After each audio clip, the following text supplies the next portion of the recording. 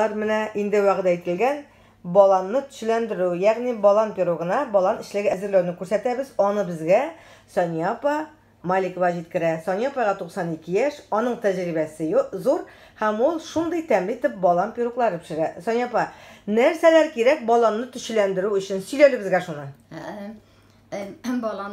Балан пирогы пешерү өчен баланны башта төшләндерергә кирәк. Балан төшендерү өчен башта мәрәкәт сырылга su salasың, 2 стакан баланыңа карап саласың, 2 стакан биштан су саласың да песокны эретәсең.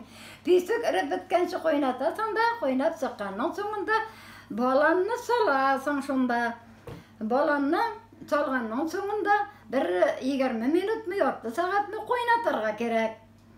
Оннан соң инде аны әзрәк кайнаганның соңында баланны сүзеп алырга кирәк дә, ondan onun suun salıp bulgatırga kerek.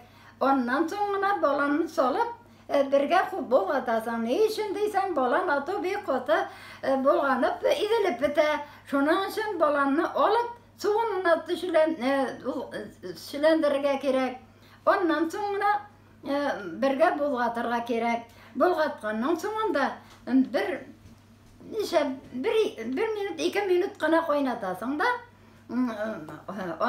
on şu vakitte direkt evet bula indi sirmayı salırga kerek. Sirmayı salsan uğrak bula. No salmasan da yarı salsan evet direkt demlerek bula. Şulay dostlar, менә 2 кило баланга берәр стакан арыш уны һәм аңа әзрәк манны кушасын, һәм аңа 250 грамм май, кило ярым песок, 2 стакан су. Без хәзер Сания апа белән шушы процессны башлыйбыз.